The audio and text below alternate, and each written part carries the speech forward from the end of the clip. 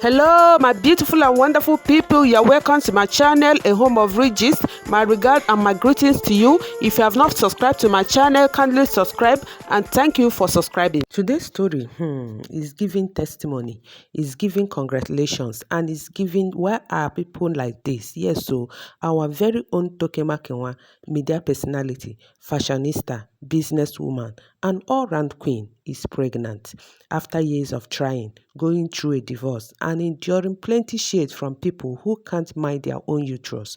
Toke is finally expecting. But wait, as people they drop congratulatory messages, left, right, and center, somebody just decided to open her mouth and bring controversy. And you already know now from there the drama starts. Sit tight because we are about to unpack this one. Let's start with the facts. For those who don't know, Toke Makinwa has been open about her personal struggles. She's one of those celebrities who, even with all glams, has had her fair share of public heartbreak. Her marriage ended in divorce. She's had her ups and downs, but sis kept shining. And like many women, especially in Nigeria, she faced that constant irritating question, when will you have a child? You don't put mouth in matters like this because you don't know what it means to have a child, and stuff like that. And as if it is a pair of shoes you can just pick from the market, people threw these comments without thinking about what someone might be going through behind closed doors. So now, after all those years, here comes the good news. Toke is pregnant. Honestly, I can only imagine that joy. The photos start running in, and we see that beautiful baby bump, glowing skin, and happiness that even camera filter cannot create.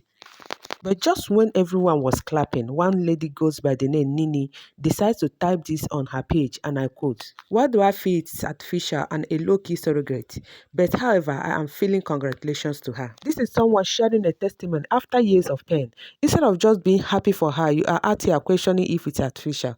And let's even pause here. What exactly is your business if it is surrogate, IVF or miracle baby? Now your womb they use, no be her life. And the low-key part self, if you already think it's a low-key, why not keep your thoughts low-key inside your mind too? And no, some people just have to talk. And of course, social media never sleeps. Comments start flying. That's where Warri Pikin entered the chat. Now, for those who don't know, Warri Pikin is also pregnant right now. She's been open about her journey and is obviously glowing and enjoying it. But when she saw the comment, she was really pained. Maybe because that was the same way she was bashed when she revealed her pregnancy. So she lashed out after a troll insinuated that Toke Makinwa's baby born isn't real. So she said, "Una don't start. My Belena surrogate.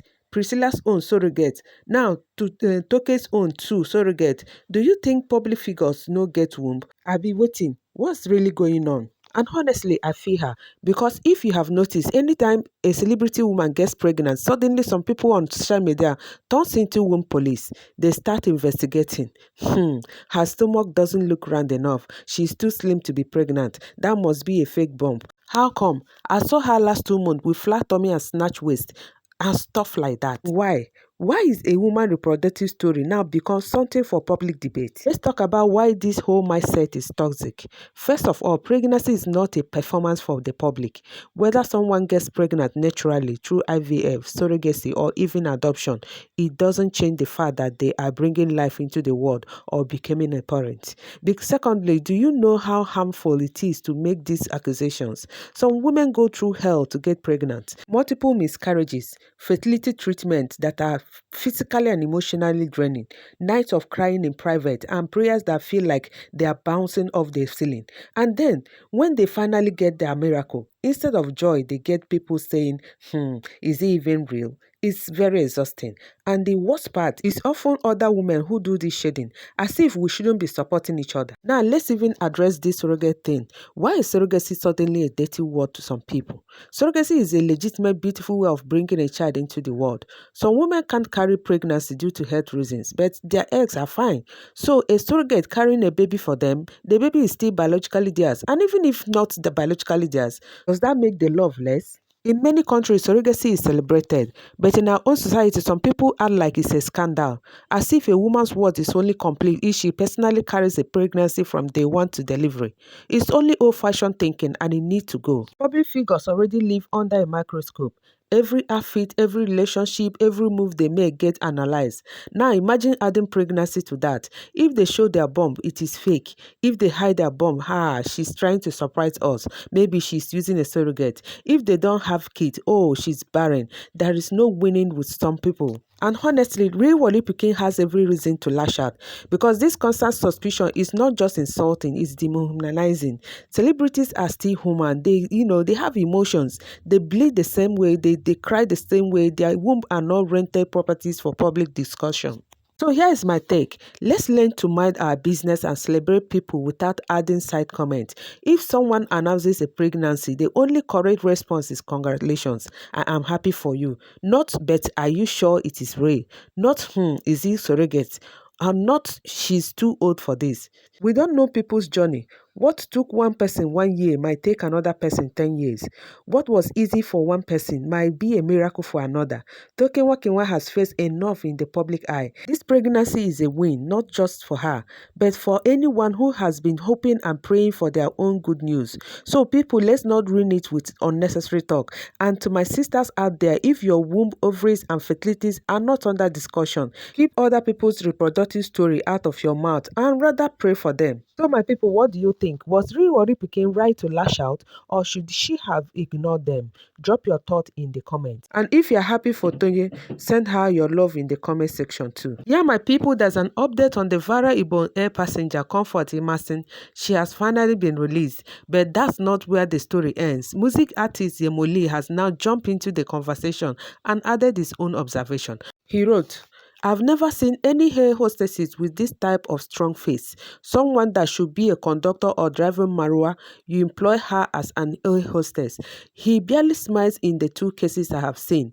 If she's depressed and going through stuff, let her sit down at home. I can't pay $500,000 for a local flight. Then I should enter and you should have a strong face as if I am your problem. We travel every now and then. And hostesses ask politely with smiles on their face that you turn off your device. E go sweet you to turn off self. You can't just come to me and command me like say your papa booked the flight for me. Tone and mood are essential during communication. According to him, some air hostesses have this habit of carrying a very hard, unfriendly face. He said, imagine booking a flight that costs almost $500,000 only for the air hostess to speak to you with commanding tone and no smiles whatsoever. Now, we know there are strict rules in aviation. Safety comes first, and the crew has a lot of responsibilities. But customer service is also part of the job. A warm greeting and respectful tone can make all the difference. If someone has paid that much money for a ticket, they should at least feel welcomed and respected on board.